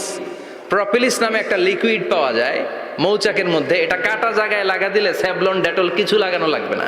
ওই প্রপিলিসের কারণে আপনার কাটা জায়গা এমনি শুকায় যাবে। সুবহানাল্লাহ পড়েন। দ্বিতীয় বিশ্বযুদ্ধে রাশিয়ান যত সৈনিকরা যুদ্ধে আহত হতো, ওরা আলাদা করে অ্যান্টিসেপটিক খাইতো না, ওরা মধু আইনা লাগাই দিত আর সুস্থ হয়ে যেত। সুবহানাল্লাহ পড়েন। নিউজিল্যান্ডের কিছু বিজ্ঞানীরা আবিষ্কার করেছে মৌমাছির হুলের ভিতরে রেমিটিক ফিভারের অ্যান্টিবায়োটিক আছে। অনেকের বাত বাত জ্বর হয়, বাতের ব্যথা থাকে না? থাকে, মুরব্বীদের বেশি হয়। ওই জায়গার মধ্যে যদি আপনি মৌমাছি এনে ঢুকাই দিতে পারেন, মৌমাছির হুল লাগাই দিতে পারেন, ভালো হয়ে যাবে। মৌমাছি যখন হুল ফুটে আরাম লাগে না অনেক? খাইছেন, কামড় খাইছেন? হ্যাঁ, মজা লাগে। তো নিউজিল্যান্ডের এই গবেষকরা এরা আবিষ্কার করেছে যে মৌমাছি যদি হুল ফুটিয়ে দেয়, ওইখানে বাতের ব্যথা থাকলে, বেদনা থাকলে এটা ভালো হয়ে যাবে। আমি নিজে দেখেছি, বিবিসি একটা ডকুমেন্টারি, ইজিপশিয়ান একজন ফিজিশিয়ান, চিকিৎসক, উনি ওনার বাতের ব্যথায় আক্রান্ত যত রুগীরা আছে ওদের গায়ের মধ্যে মৌমাছি এনে এনে নিজে নিজে হুল ফুটায়। রুগী চিৎকার মারে, ও মাগো, ও আল্লাহ গো, কিন্তু একদিন পরে ব্যথা নাই, আর কয় ভালো হয়ে গেছে। সুবহানাল্লাহ কইবেন না? তো এজন্য এই কার্ল বন ফ্রিজ 1973-তে দ্য ডান্সিং বিজ লেখে গোটা বিশ্বকে তাক লাগিয়ে দিয়েছে। তার গবেষণার প্রতিটি পয়েন্ট কোরআনের এই আয়াতের সাথে মিলে যায়। চিৎকার করে পড়েন আল্লাহু আকবার। এই যে আমরা মধু খাই, এই মৌচাকের ভেতরে অন এন অ্যাভারেজ অ্যারাউন্ড 60,000 মৌমাছি থাকে। তিন ভাগে, একটা হচ্ছে কুইন বি, একটা মেল বি, আর একটা হচ্ছে ওয়ার্কার বি। একটা থাকে রানী মৌমাছি, এর নেতৃত্বে সবাই চলে। আর একটা থাকে মেল বি, পুরুষ মৌমাছি, বংশ বাড়ানোর জন্য এদের কাজে লাগে। আর সব হচ্ছে ওয়ার্কার বি, সবাই কাজ করে। আল্লাহ বললেন সুম্মা কুলি মিন কুল্লি সামারাত ফাসলুকি সুবুলা রাব্বিকি যুলুলা। আল্লাহ সিক্রেট মেসেজ দিয়ে বললেন, গাছের উপরে বাসাবাদ, পাহাড়ের উপরে মৌচাকের বাসাবাদ, উঁচু উঁচু জায়গায় তোমরা তোমাদের বাসা বাঁধো।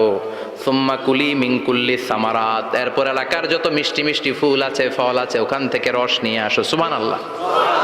পুষ্প রস সংগ্রহ করে মধুগুলো, এটার বলে sweet nectar. They collect the sweet nectar from the flowers.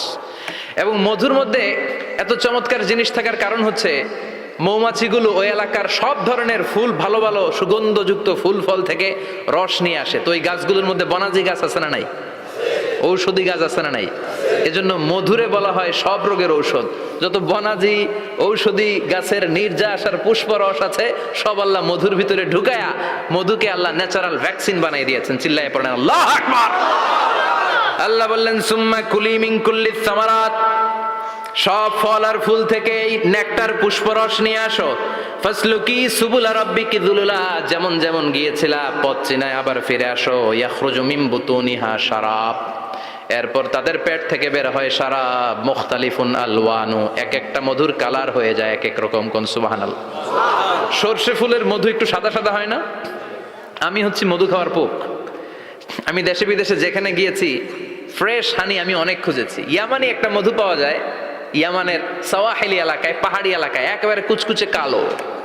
আবার অনেক মধু আছে কিছুটা খয়েরি এবং হলুদ বর্ণের। কিন্তু সরষে ফুলের যে মধুটা, এটা অনেকটা সাদা। এই পুষ্পরস নিয়ে মৌমাছিগুলো মৌচাকের মধ্যে ঢেলে দেয় না, এগুলো খেয়ে ফেলে। প্রত্যেকটা মৌমাছির পেটের ভেতরে আল্লাহ 2টা করে স্টোমাক দিয়েছে, পাকস্থলী। সুবহানাল্লাহ পড়ে। এটাই Karl von Frisch the dancing bees বইয়ের মধ্যে লিখেছে গবেষণায়, যে 2টা পাকস্থলী। একটা পাকস্থলী দিয়ে মৌমাছি খায়, নিজে খেয়ে বাঁচে। আরেকটা পাকস্থলী দিয়ে এই ফ্লাওয়ার নেক্টার, পুষ্প রস সংগ্রহ করে ওই পাকস্থলীতে রাখে। ওই পাকস্থলীর ভেতরে আল্লাহ একটা ন্যাচারাল এনজাইম দিয়েছেন। ওই এনজাইমের সাথে ওই পুষ্প রসটা মিক্সড হয়। তারপরে আরেকটা টিউব আছে, ওই টিউব দিয়ে মৌমাছি যে সে বাসার মধ্যে মৌমাছি যে সেখানে সাপ্লাই করে দিয়ে আসে, মধু ঢুকিয়ে দিয়ে আসে। চিল্লায় পড়েন সুবহানাল্লাহ। তার মানে বিষয়টা এমন না ফুলের রস নিয়ে মৌচাকের দিয়ে আসলো, ফুলের রস সে নেয়, তার স্পেশাল একটা স্টোমাকের মধ্যে ঢুকায়, সেখানে এনজাইম দিয়ে, পাচক রস দিয়ে আল্লাহ এটাকে সমৃদ্ধ করে দেয়। তারপর আলাদা একটা নল দিয়ে, টিউব দিয়ে মৌচাকের ভেতরে ঢুকিয়ে দেয়। কোন সুবহানাল্লাহ। কি অসাধারণ পদ্ধতিতে আল্লাহ মধু বানালেন। আর কি সুন্দর মধু হাতের মধ্যে লয়া জিব্বা দিয়া চাটে আর গান গায়, মধু হই হই বিষা বাইলা। আছে না নাই? আল্লাহ শুকরিয়া নাই? মধু খায় আর গান গায়, মধু হই হই বিষা বাইলা, অনহারণে ভালোবাসার দাম নদিলা। আছে না নাই? ডাকাইত। এই মধু খেয়ে শুকরিয়া করতে হবে কার? বসো, চিৎকার করে বলেন শুকরিয়া করতে হবে কার? আল্লাহ বললেন ইয়াখরুজু মিন বুতুনিহা, এটা মধু সরাসরি চলে আসে না, ওর পেট থেকে বের হয়। মুখতালিফুন আলওয়ানুহু, বিভিন্ন রঙের মধু আছে না নাই? ব্ল্যাক কালারের মধু হয়, হোয়াইট হানি হয়, অর্গানিক হানি হয়, ক্রিমড হানি হয়। কত ধরনের মধু যে আল্লাহ পৃথিবীতে রেখেছে তার ইয়ত্তা নাই। এরপর আল্লাহ বললেন ফিহি শিফাউন লিন্নাস, মধুর ভিতরে শিফা দিয়েছে কে? আল্লাহ। এজন্য বিশ্বনবীর খাদ্য তালিকার মধ্যে মধু আছে না নাই? আছে। বিশ্বনবী সুগন্ধযুক্তওয়ালা মধু খেতেন, দুর্গন্ধযুক্তওয়ালা কোনো মধু মুখে নিতেন না। সুবহানাল্লাহ। বিশ্বনবীর জামানায় মাগাফির নামে একটা মধু ছিল, দুর্গন্ধযুক্ত। এটা কখনো বিশ্বনবী মুখে নিতে চাইতেন না। সুগন্ধযুক্ত মধু সবসময় বিশ্বনবী খেতেন। বিশ্বনবীর স্ত্রীরা এই সুগন্ধিযুক্ত মধু বোতলের মধ্যে প্রিজার্ভ করে রাখতেন বিশ্বনবীকে দেওয়ার জন্য। বিশ্বনবী প্রাণ ভরে এগুলো পান করতেন। সুবহানাল্লাহ। বিশ্বনবী যে সমস্ত খাদ্যগুলো পছন্দ করতেন হাদিসে এসেছে, বিশ্বনবী রুটি খেতেন, খেজুর খেতেন। খেজুর, খেজুর চিনেন? বালাহ, তামার। দুধ খেতেন, এই মধু খেতেন, জব খেতেন, বার্লি খেতেন, লাউ খেতেন, রুম্মান, ডালিম ফল, আনার ফল।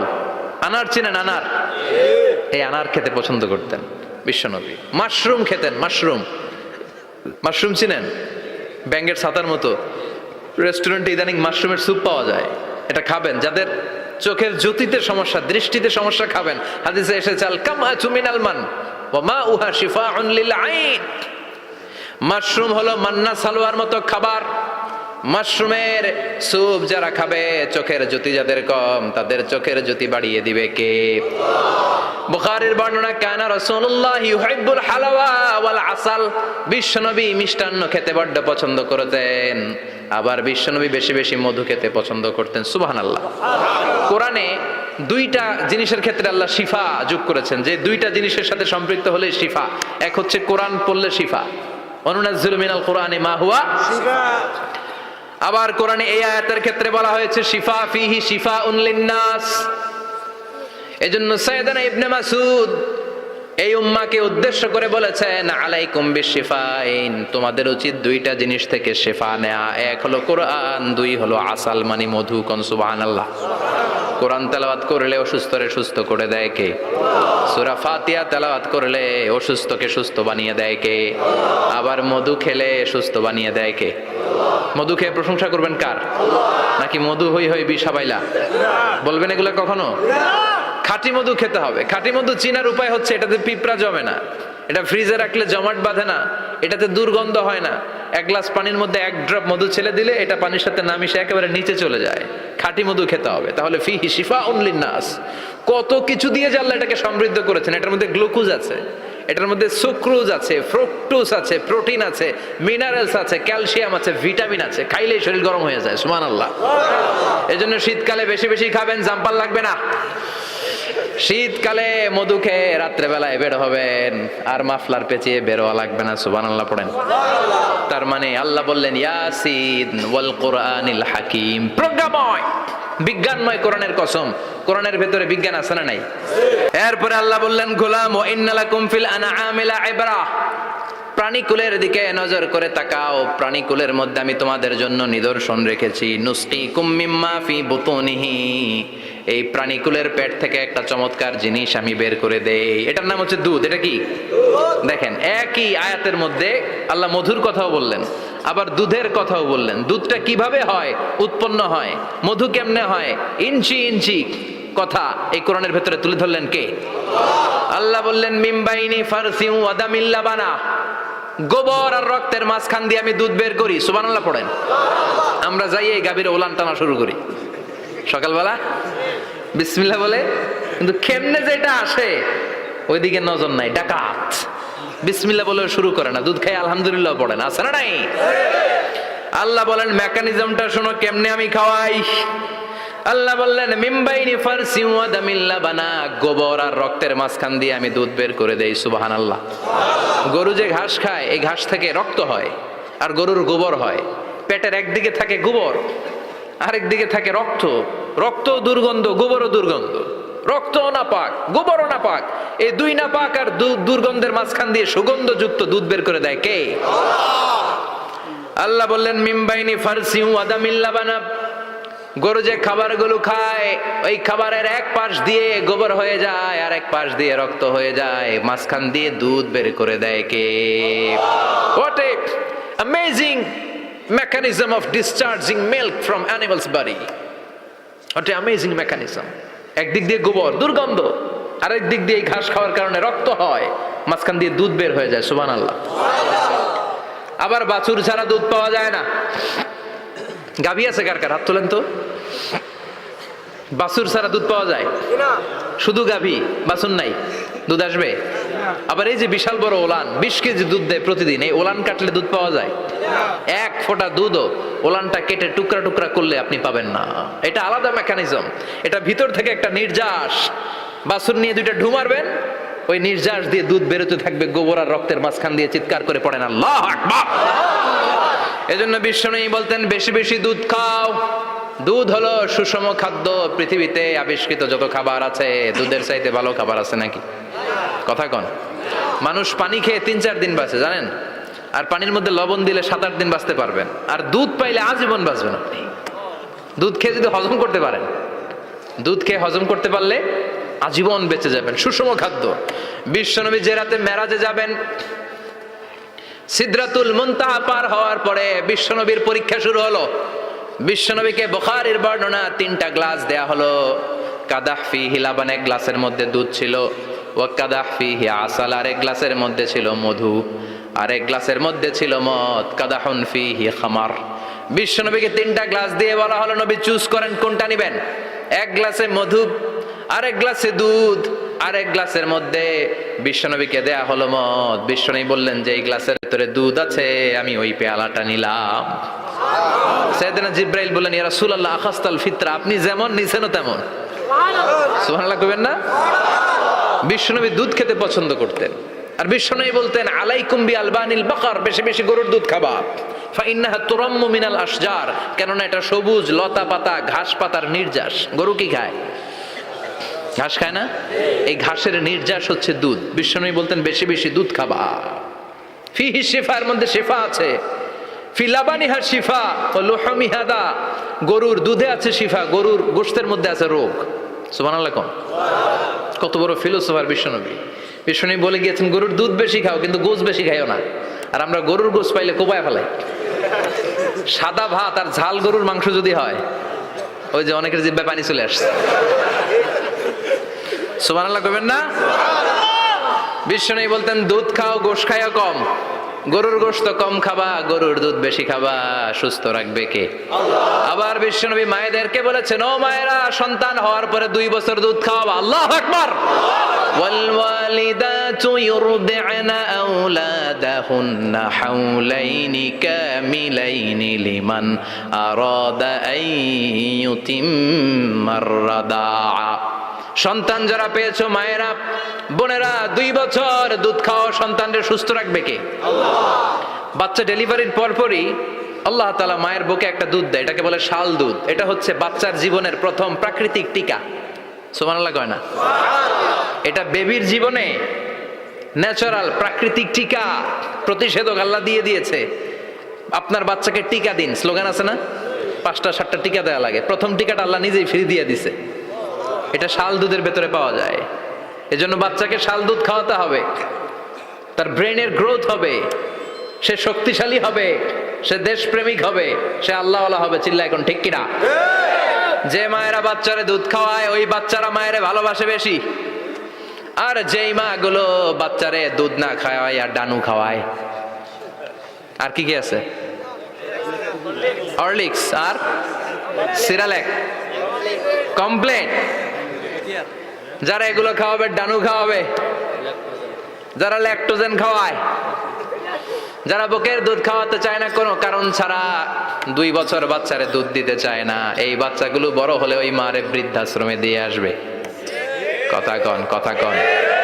এজন্য মায়েরা, বোনেরা, সন্তান হলেই তাকে বুকের দুধ দিয়ে আল্লাহর পক্ষ থেকে যে টিকাটা, এই টিকাটা পেটের ভেতরে ঢুকাই দিতে হবে। চিল্লা এখন ঠিক কিনা? এটা হচ্ছে ন্যাচারাল টিকা।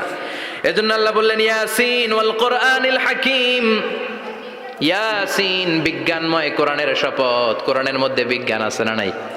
অভাব নাই। কয়টা শুনবেন? আল্লাহ কসমোলজির কথা বলেছে, অ্যাস্ট্রোলজি কথা। কসমোলজি হচ্ছে সৃষ্টি তত্ত্ব। কসমোলজি কি? সবাই বলেন কসমোলজি কি?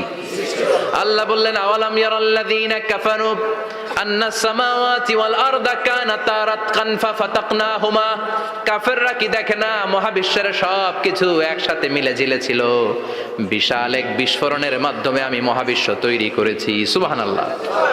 আদিতে শুরুতে কিন্তু সব আকাশ, বাতাস, জমিন, চন্দ্র, সূর্য, নক্ষত্র, গ্রহ, নীহারিকা পুঞ্জ, গ্যালাক্সি, ব্ল্যাক হোল সবকিছু মিলেমিশে একসাথে ছিল। এটার ঘনত্ব ছিল খুব বেশি।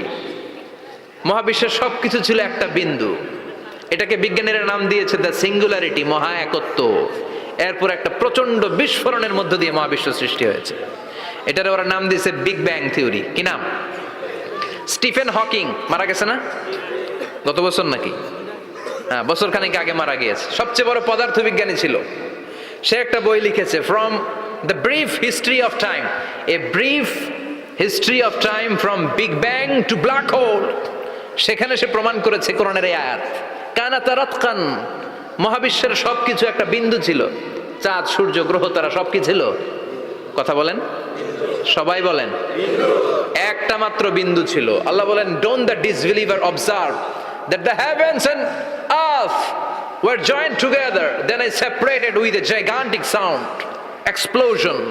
সব একসাথে ছিল, চাঁদ, তারা, আকাশ, নদী, নালা সব একসাথে।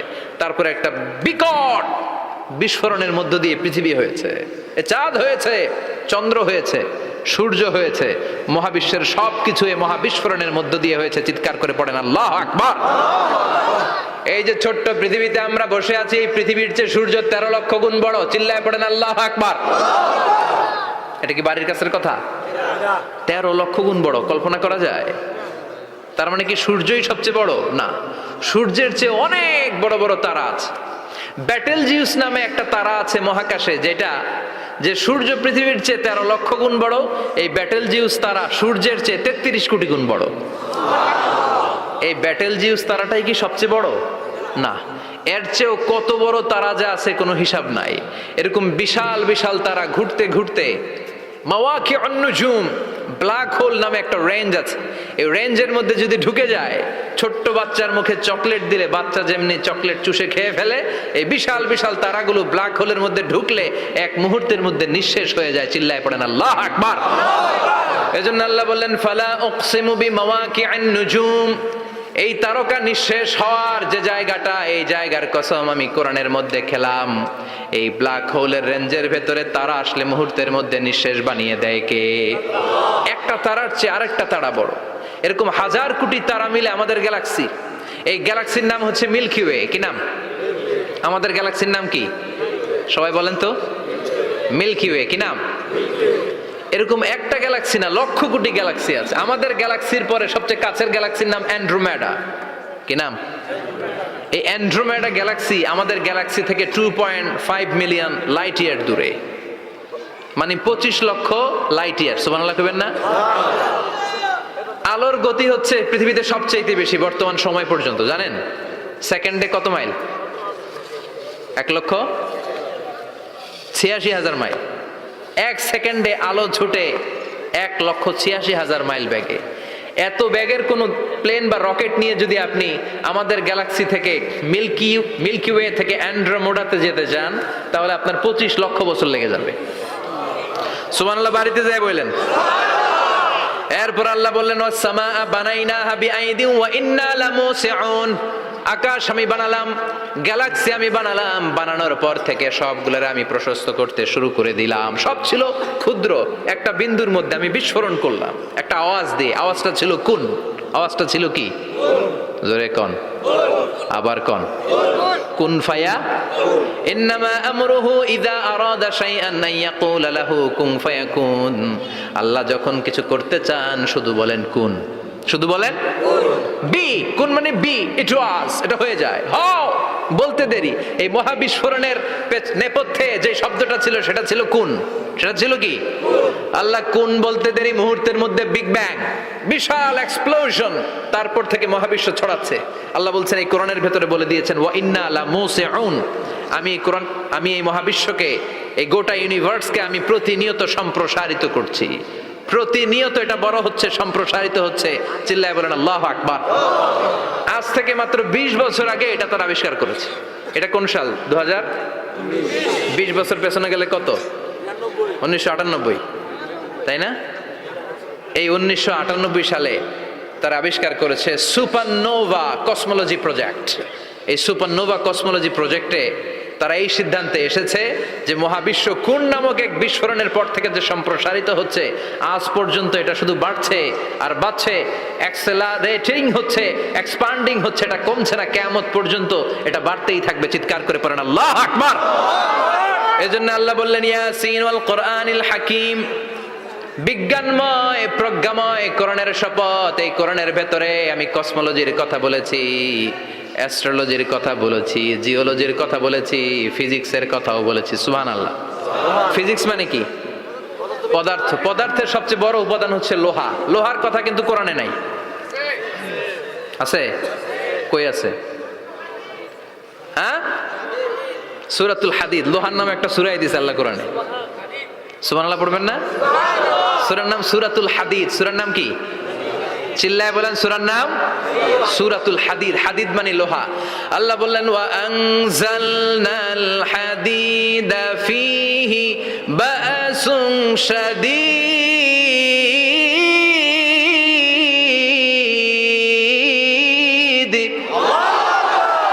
ওয়া আনজালনাল হাদিদ ফীহি বা'সুন শাদীদ, আমি লোহা নাজিল করলাম আর লোহার ভেতরে আমি ভয়ঙ্কর শক্তি ঢুকাইয়া দিলাম। সুবহানাল্লাহ। ফিহি মানাফিউ লিন-নাস, লোহার ভেতরে মানুষের জন্য অনেক কল্যাণ আছে। সুবহানাল্লাহ। লোহা ছাড়া পৃথিবীতে কিছু হয়? আংটি বানাতে লোহার দরকার আছে না নাই? ঘড়ি বানাতে, গাড়ি বানাতে, বাড়ি বানাতে, মোবাইল বানাতে, হেলিকপ্টার, প্লেন, রকেট, মাইকের স্ট্যান্ড।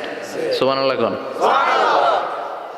এমন কোন জিনিস নাই যেটার মধ্যে লোহা লাগে না। এজন্য আল্লাহ বললেন এই লোহার নামে আমি একটা সূরা ডেডিকেট করলাম, ওয়া আনজালনাল হাদিদ ফিহি বা'সুন শাদীদ।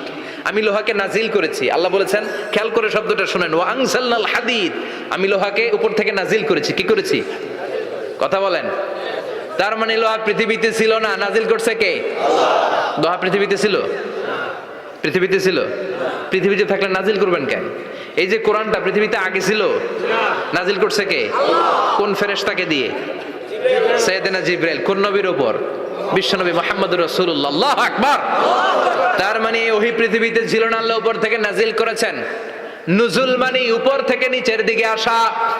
এই নুজুল শব্দ ব্যবহার করে আল্লাহ বললেন ওয়া আনজালনাল হাদিদ, লোহাকে আমি নাজিল করেছি। তার মানে লোহা পৃথিবীর উপাদান নয়, লোহা এসেছে উপর থেকে। কোন সুবহানাল্লাহ। বিজ্ঞানীরা, পদার্থবিদ যারা গবেষণা করে এটাই পেয়েছেন, লোহা আসলে পৃথিবীর না। লোহা পৃথিবীতে উৎপাদন করা হয় নাই। লোহার যে মলিকিউল, অণু আছে, লোহার একটা অণু তৈরি করার মতো ক্ষমতা পৃথিবীর নাই। ইভেন এই সৌরজগতের কোনো কিছুর নাই। সূর্যের তাপেও লোহা তৈরি হতে পারে। লোহার ছোট্ট একটা অণু তৈরি করতে কমপক্ষে 1 কোটি ডিগ্রি সেলসিয়াস তাপের প্রয়োজন হয়। তার মানে এটা পৃথিবীর কোনো উপাদান নয়, এটা আনজালনাল হাদিদ। আল্লাহ বলেন মহাবিস্ফোরণের কারণে গলিত অন্য কোনো তারার ভেতর থেকে লোহার উপাদান আমি পৃথিবীর ভিতরে এনে ঢুকিয়ে দিয়েছি। তার মানে পদার্থের কথা কোরআনে আছে না নাই? সুবহানাল্লাহ কইবেন না? এরপরে বায়োলজির কথা আছে না নাই? বায়োলজিক্যাল অ্যাসপেক্ট অফ মাউন্টেন্স, কেমন করে পাহাড়ি রেঞ্জ তৈরি হলো, আছে না নাই? ওয়াজআলনাল জিবালা আওতাদা, পাহাড়কে আমি পেরেক মেরে দিয়েছি। ওমিয়া কাঠের ভেতরে যখন পেরেক মারেন, পেরেকের বেশিরভাগ অংশ কাঠের ভেতরে ঢুকে যায়, উপরে দেখা যায় সামান্য, ঠিক কিনা? তো লোহা যদি আল্লাহ পেরেক মারেন, উপরে যা দেখা যায় এটা সামান্য, আসল পাহাড় তো মাটির নিচে। সুবহানাল্লাহ কইবেন না? আসল পাহাড় কোথায়? পেরেক যদি কাঠের মধ্যে ঢুকিয়ে দেন, পুরো পেরেকটা কাঠে ঢুকে যায় না? উপরে দেখা যায় কদ্দুর? সামান্য। পাহাড়ের যা আপনি দেখেন এটা তো পেরেকের মাথা। পুরো পাহাড়টা আল্লাহ জামিনের ভেতরে গেড়ে দিয়েছেন। চিল্লায় পড়েন আল্লাহু আকবার। আবার আল্লাহ বললেন অমিনাল জিবালি জুদাদুম বিদু ওয়া হুমরুম মুখতালিফুন আলওয়ানু। আছে না নাই? ওয়া গারাবিবু সুদ, আল্লাহ বলেন নানা রঙের পাহাড় পর্বত মহাবিশ্বে আমি তৈরি করেছি। কোন পাহাড় হচ্ছে রক্তিম বর্ণের, কোন পাহাড়কে বানিয়েছি আমি কৃষ্ণ বর্ণের, কোন পাহাড়কে বানিয়েছি আমি শুভ্র বর্ণের, কোন পাহাড়ের রং কালো, কোনটা সাদা, কোনটা নীল। আছে না নাই? মহাবিশ্ব যখন তৈরি হয়েছে পৃথিবীর মধ্যে 7টা টেকটনিক প্লেট তৈরি হয়েছে। 7 tectonic plates create the mountain range on earth. পৃথিবীতে এই পাহাড় তৈরির কারণ হচ্ছে 7টা প্লেট, এগুলোর 7 টেকটনিক প্লেট বলে। এই প্লেটগুলোর কারণে পৃথিবীতে এই রং বেরঙের পাহাড় তৈরি হয়েছে। কত রঙের যে পাহাড় আছে, আরব বিশ্বে পাথরের পাহাড়, বাংলাদেশে মাটির পাহাড়, ব্রুনাই, সিঙ্গাপুর, ইন্দোনেশিয়াতে যদি যান আরেক ধরনের পাহাড়। চায়নার একটা শহর আছে গানজু সিটি, কি নাম? এই গানজু সিটিতে একটা পাহাড় আছে রেইনবো মাউন্টেন, ওখানে 7 রঙের পাহাড় পাওয়া যায় এক জায়গায়। সুবহানাল্লাহ কইবেন না? রেইনবো মানে কি? রংধনু। রংধনুর কয় রং? কথা কন। ছোটবেলা আমরা মুখস্থ রাখতাম বেনিয়া সহকলা, বেতে বেগুনি, নিতে নীল, আতে আসমানি, শতে সাদা, হতে হলুদ, কতে কালো, লাতে লাল। সুবহানাল্লাহ নাই? মনে রাখার কি অসাধারণ পদ্ধতি। তো এই রেইনবো মাউন্টেন, রংধনুর 7 রঙের পাহাড় এক জায়গায় পাওয়া যায়। এখানে সাদা পাহাড়, এখানে সবুজ পাহাড়, এখানে নীল পাহাড়, ওখানে লাল পাহাড়, এখানে কালো পাহাড়। এই চায়নার গানজু সিটিতে আল্লাহ তাআলা 7 রঙের পাহাড় এক জায়গায় রেখেছেন। চিৎকার করে বলেন আল্লাহু আকবার। তার মানে বায়োলজির কথাও কোরআনের ভেতরে আছে না নাই? এরপর আল্লাহ বললেন কেমন করে আকাশ থেকে আমি পানি নাজিল করে, এটাও কোরআনে আছে না নাই? আমরা ছোটবেলা পড়েছি ওয়াটার সাইকেল, হাইড্রোলজিক্যাল সাইকেল, কেমন করে সূর্যের তীব্র তাপ সাগর থেকে পানিকে জলীয় বাষ্প করে উপসে নেয়, উপরে নিয়ে সেটাকে পুঞ্জীভূত করে দেয়, ঘনীভূত করে দেয়, মেঘ হয়ে যায়, সেখান থেকে ঝিরিঝিরি ঝিরিঝিরি বৃষ্টি পড়ে। আছে না নাই? আর ওই বৃষ্টির গান আমরা গাই, এই বৃষ্টি ভেজা রাতে তুমি চলে যেও না। ওই বৃষ্টি পেয়ে আল্লাহর কাছে দোয়া করে না? বিশ্বনবী বলেন রহমতের বৃষ্টির নিচে দাঁড়িয়ে কেউ যদি হাত তুলে দোয়া করে, ওই দোয়া কবুল করে কে? আল্লাহ। আবার আকাশের মধ্যে মেঘের ঘনঘটা দেখলে বিশ্বনবী পেরেশান হয়ে যেতেন, হয়রান হয়ে যেতেন, আর আল্লাহর কাছে বলতেন আল্লাহ এই মেঘ দিয়ে তুমি আমাদেরকে আযাব দিও না, তুমি আমাদেরকে গজব দিও না, তুমি আমাদেরকে শেষ করে দিও না, এই মেঘ থেকে তুমি আমাদেরকে রহমতের বৃষ্টি দাও। পড়ে না আমিন। বৃষ্টি দেখলে বিষ্ণু বলতেন আল্লাহুম্মা সাইয়িবান নাফিআ, ইয়া গাউসু আগিসনা গাউসান মুগীসান মারিআন মারিআন নাফিআন গায়রা দার আজিলান গায়রা আজিল। হে আল্লাহ এই বৃষ্টি থেকে তুমি ঠান্ডা রহমতের পানি দাও। কি দাও? আল্লাহ মেঘে দে পানি দে, ছায়া দে রে তুই, আল্লাহ মেঘে দে। পড়েন পড়েন, আল্লাহ মেঘে দে পানি দে, ছায়া দে রে তুই, আল্লাহ মেঘে দে। এই ওয়াটার সাইকেলের কথা আল্লাহ বলেছেন। আলম তারা আন্নাল্লাহ ইউসজি সাহাবান। কাফের নাস্তিক যেগুলো সমাজের আবর্জনা খড়কুটা, ওরা কি দেখে না কেমন করে আমি বাতাসকে জলীয় বাষ্প করে আকাশে তুলি, বায়ুমণ্ডলে নিয়ে যাই, সুম্মা ইউআল্লিফু বাইনাহুম, জলীয় বাষ্পগুলারে তখন আমি ঘনীভূত করি, সুম্মা ইয়াজআলুহু রুকামান, এরপরে আমি মেঘে পরিণত করি, ফাতারাল ওয়াদকা ইয়াখরুজু মিন খিলালিহি, তারপর মেঘের ভেতর থেকে ঝিরিঝিরি ঝিরিঝিরি বৃষ্টি নাজিল করে কে? আবার আল্লাহ বললেন পানি থেকে আমি পৃথিবীর সব প্রাণগুলারে বানালাম, ওয়াজআলনা মিনাল মাই কুল্লা শাইইন হাইয়া ফালা ইয়াকিলুন, পানির ভেতর থেকে সব প্রাণের উৎপত্তি পৃথিবীর মধ্যে ঘটিয়ে দিয়েছে কে? বিজ্ঞানীরা স্বীকার করেছে পৃথিবীতে যত প্রাণ পাওয়া যায়, যত প্রাণের ব্লুপ্রিন্ট পাওয়া যায় সব এসেছে পানি থেকে। চিৎকার করে বলেন কোত্থেকে? পানি নাই তো প্রাণ নাই, পানিও আছে প্রাণও আছে। কোন সুবহানাল্লাহ। বিজ্ঞানীদের ধারণা, তারা ধারণা করে বলেছে পৃথিবীর প্রথম প্রাণের নাম হচ্ছে অ্যামিবা। কি নাম? ওরা বলেছে এটা এককোষী জীব, it's a very small unicellular organism found ever in the world. পৃথিবীতে পাওয়া প্রথম এককোষী প্রাণীর নাম হচ্ছে অ্যামিবা। এটা এসেছে শৈবালের মতো, এরপরে জুপ্লাংটন, ফাইটোপ্লাংটন, ব্যাকটেরিও প্লাংটন, একটার পর একটা স্পিসিজ প্রজাতি পৃথিবীতে ডেভেলপ করেছে। কোন সুবহানাল্লাহ। এই পানির কথা কোরআনের ভেতরে বলে দিল কে? এজন্য আল্লাহ বললেন ওয়াল কোরআনিল হাকিম, বিজ্ঞানময় কোরআনের শপথ। এই কোরআনটা বিজ্ঞানের ঠাসা, এই কোরআন আশ্চর্যের শেষ নাই, এই কোরআন কোনোদিন পুরাতন হয় না। এই কোরআনের ভেতরে আল্লাহ দিয়েছেন হেদায়েতের মশাল, আর কোরআনটাকে বানিয়েছেন বিজ্ঞানের সুউচ্চ মিনার। জোরে কোন সুবহানাল্লাহ। তার মানে কোরআনে আমরা কি পেলাম? দুধের কথা পেলাম, মধুর কথা পেলাম, কিভাবে ডায়েট করবেন সেটা আমরা পেলাম, আমরা কসমোলজি পেলাম, অ্যাস্ট্রোলজি পেলাম, বায়োলজি পেলাম, ফিজিক্স পেলাম, ওয়াটার সাইকেল পেলাম। এবার পাতালপুরীর কথার দরকার আছে না নাই? পৃথিবীর একেবারে গভীরতম গভীরে কি আছে এটা কিন্তু কোরআনে নাই, আছে। পৃথিবীর মাঝখানে যে উত্তপ্ত লাভা আর আগুন, এটা আপনারা জানেন? পৃথিবীর উপর দিয়ে আমরা ঠান্ডা পৃথিবীতে ঘুরে বেড়াই, কিন্তু এর ভিতরে কিন্তু আগুন, লাভা। আল্লাহ কোরআনের মধ্যে ফুটন্ত টকবগে সাগরের কসম খেয়েছেন। আল্লাহ বলেছেন ওয়াল বাহরিল মাসজুর,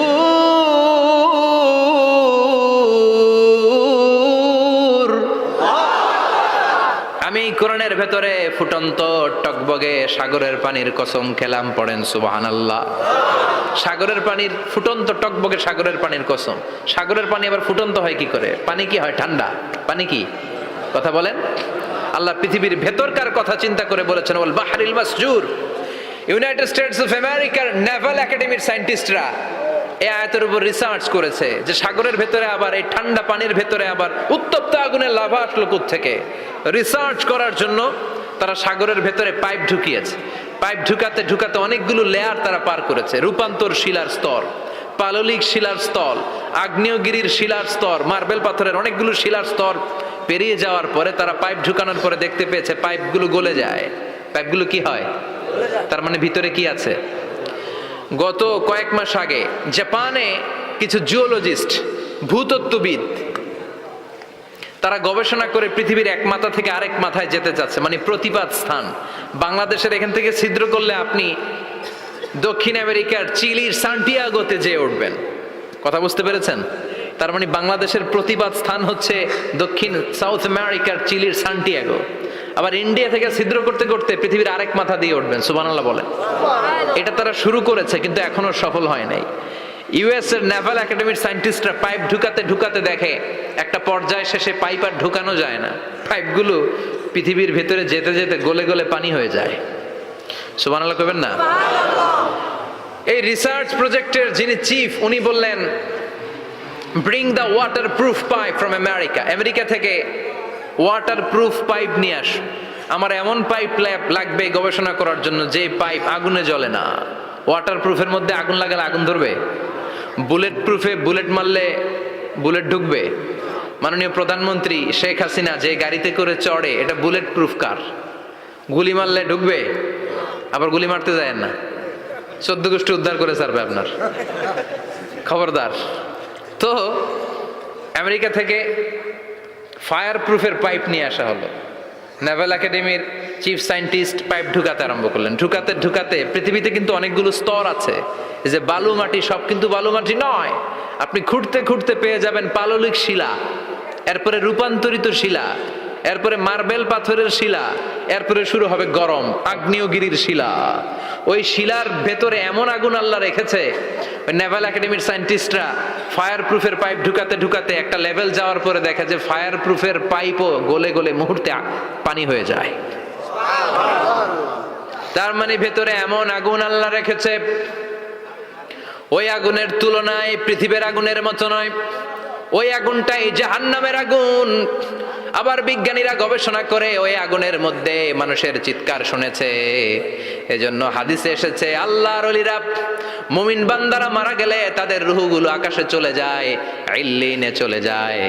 আর কাফের মুশরিক আর নাস্তিক গুলো মারা গেলে তাদের আত্মাগুলো পৃথিবীর মাঝখানে সিজ্জিনে চলে যায়। ওই সিজ্জিনের ভেতরে আগুন আছে না নাই? চিল্লায় বলেন। তার মানে পাতালপুরীর কথাও আছে, সাগরের কথাও আছে, আকাশের কথাও আছে। কেমন করে দুনিয়াতে আমরা আসলাম সেটাও আছে। এমব্রয়োলজি, ভ্রূণ তত্ত্বের কথা কোরআনে আছে না নাই? পৃথিবীতে আল্লাহ কয়েক সিস্টেমে মানুষ বানালেন। সৈয়দনা আদমকে বানালেন, মাও নাই বাবাও নাই। সৈয়দনা আদম আলাইহিস সালামের বাবার নাম কি? মায়ের নাম কি? মাও নাই বাবাও নাই। আবার সৈয়দনা ঈসা আলাইহিস সালামকে আল্লাহ তৈরি করলেন, শুধু মা আছে বাবা নাই। আবার আমাদের সবাইকে আল্লাহ বানালেন, মাও আছে বাবাও আছে, ঠিক কিনা? এরপরে ছোট্ট এক ফোঁটা নাপাক থেকে আল্লাহ আমাদেরকে বানালেন।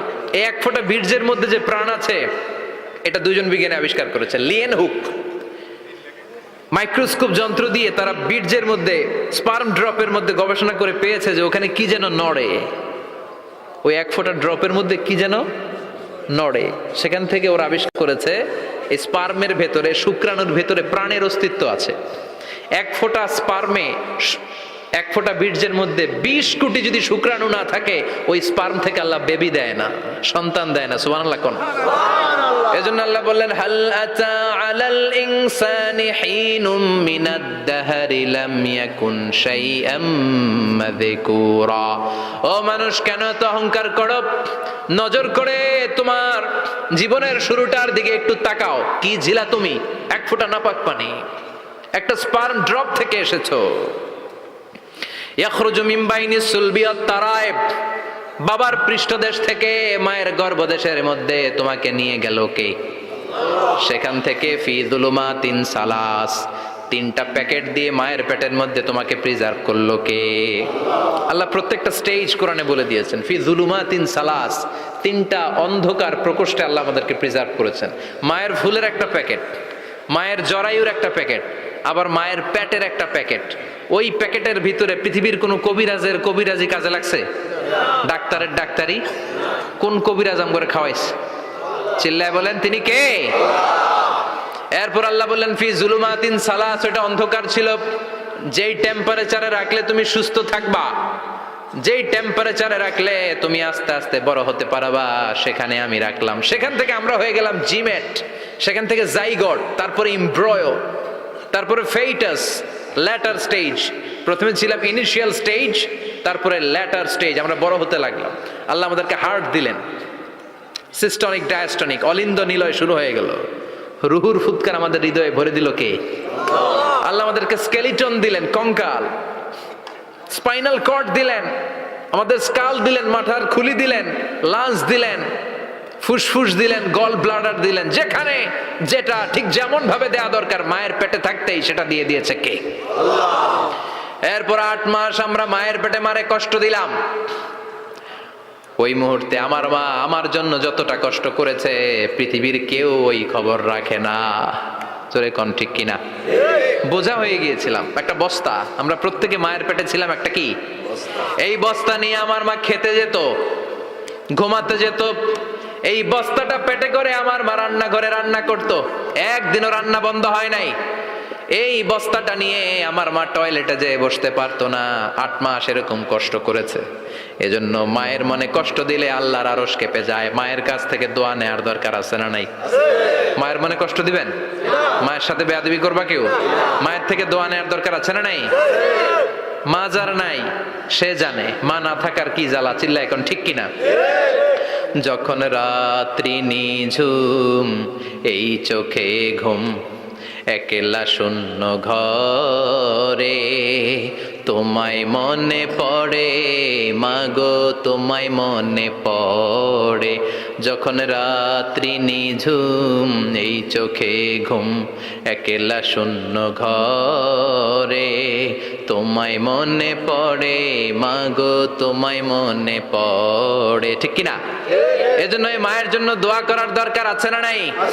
আল্লাহ বললেন 8 মাস 9 মাস মায়ের পেটের ভেতরে ছিলা, তারপরে দুনিয়ার বুকে তোমারে আনলো কে? ছোট্ট নাপাক ছিলাম, এই ছোট্ট এক ফোঁটা পানি থেকে আমাদেরকে বড় করছে কে? তার মানে এমব্রয়োলজি, ভ্রূণ তত্ত্বের কথা কোরআনের ভেতরে আছে না নাই?